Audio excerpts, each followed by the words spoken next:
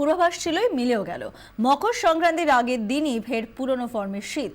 এক ধাক্কায় তাপমাত্রা কমলো প্রায় 3 ডিগ্রি। গতকাল সর্বনিম্ন তাপমাত্রা ছিল 16.1 ডিগ্রি, আজ তা কমে দাঁড়ালো 13.5 ডিগ্রিতে।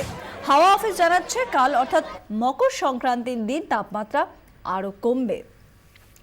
প্রীতম দে আমাদের প্রতিনিধি আমাদের সঙ্গে রয়েছেন সরাসরি বাবুঘাট চত্বর থেকে। প্রীতম, হাওয়া অফিস কি বলছে, আরো জাঁকিয়ে পড়বে শীত?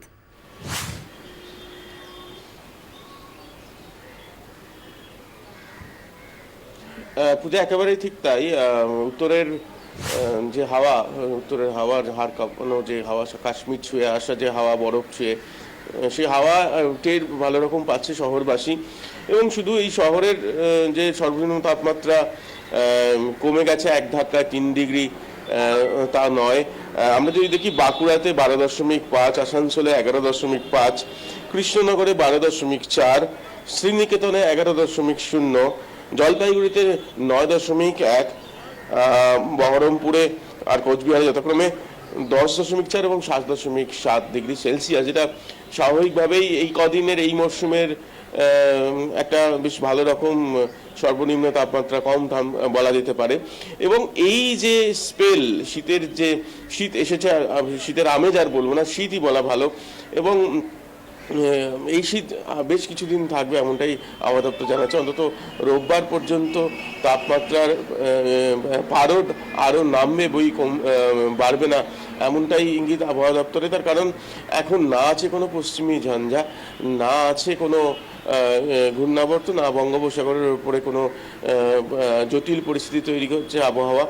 অতএব এই পিঠেপুলি এবং মকর সংক্রান্তির সাগর স্নানের এই সময়টা বেশ ভালো রকম ঠান্ডা পড়বে।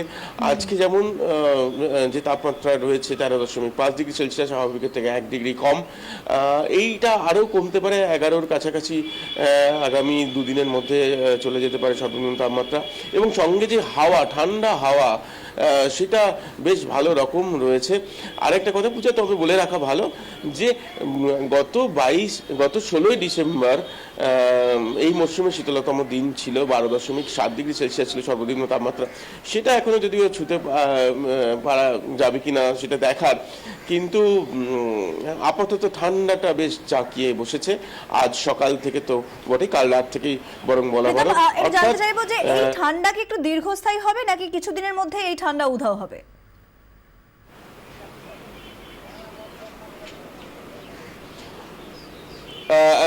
দেখো পূজা, যেটা আমাদের এখানে তো বারবার বাধা হয়ে আসে, বঙ্গোপসাগরের ওপরের যে পরিস্থিতি কি থাকে, বায়ুমণ্ডলের কি পরিস্থিতি থাকে, সেখানে যদি কোনো ঘূর্ণাবর্ত তৈরি হয় এবং এইখানে উত্তরের দিকে এই সময় পশ্চিমী ঝঞ্ঝা হলে কিছুটা বাধাপ্রাপ্ত হয় উত্তরের হাওয়া। যদি সেই সব কিছু না হয়, তাহলে যেমনটা এখন আবহাওয়া দপ্তরের সূত্র থেকে জানা যাচ্ছে যে আগামী রবিবার পর্যন্ত, 15 তারিখ পর্যন্ত সেরকম কোনো বাধা বিপত্তি নেই। অতএব সে পর্যন্ত এরকম ঠান্ডা তো থাকবেই। এর পরেও আস্তে আস্তে হয়তো তাপমাত্রা বাড়বে। তার মানে শীতের যে এই স্পেল, এটা বেশ লম্বাই হতে চলেছে পূজা। প্রীতম, ধন্যবাদ। প্রীতম দে আমাদের প্রতিনিধি আমাদের সঙ্গে ছিলেন এতক্ষণ সরাসরি বাবুঘাট চত্বর থেকে।